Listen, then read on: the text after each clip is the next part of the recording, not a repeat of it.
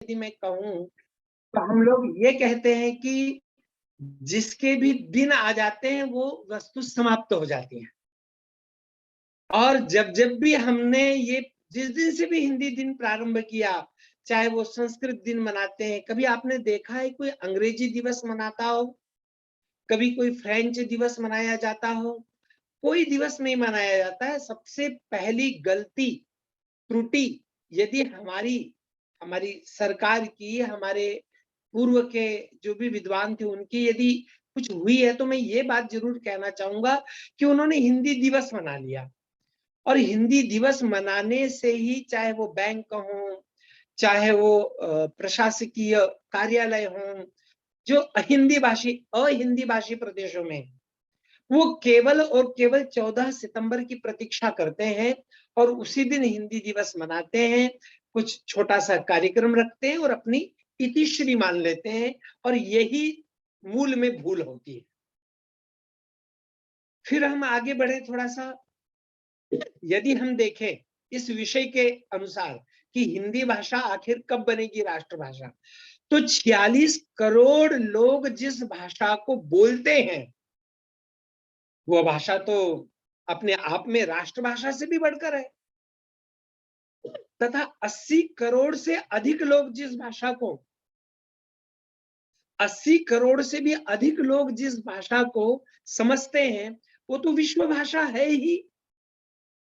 फिर हमें ये कहने की आवश्यकता क्यों पड़ती है कि हिंदी भाषा कब राष्ट्रभाषा बनेगी? चलिए मान लेते हैं कि आज हम सब भी ये मान रहे हैं कि हिंदी राष्ट्रभाषा नहीं बन पा रही है। हम हिंदी में बोलना तो जान रहे हैं, हिंदी को आज हमने बोली भाषा बना दी है।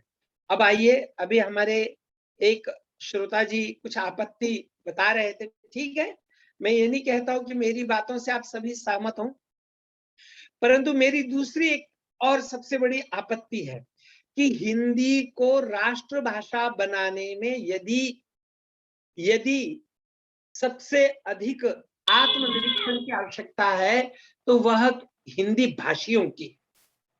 हम हिंदी भाषियों ने ही हिंदी को राष्ट्रभाषा बनने से रोका है।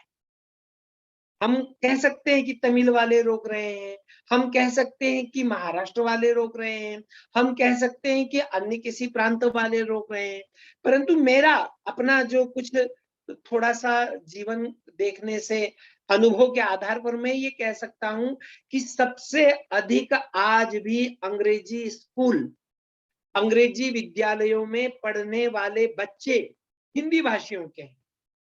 मैं महाराष्ट्र में रहता हूं, मैं देखता हूं कि महाराष्ट्र में आज भी इस वर्तमान काल में भी, मैं जिस शहर में, या तो अभी जलगांव में रहता हूं, यहाँ पर आज भी 70% विद्यार्थी मराठी माध्यमों के विद्यालयों में पढ़ते हैं, 30% विद्यार्थी अंग्रेजी विद्यालयों में पढ़ते हैं, कम से कम 12वीं तक। क्या ऐसा हिंदी भाषी प्रदेशों में होता है?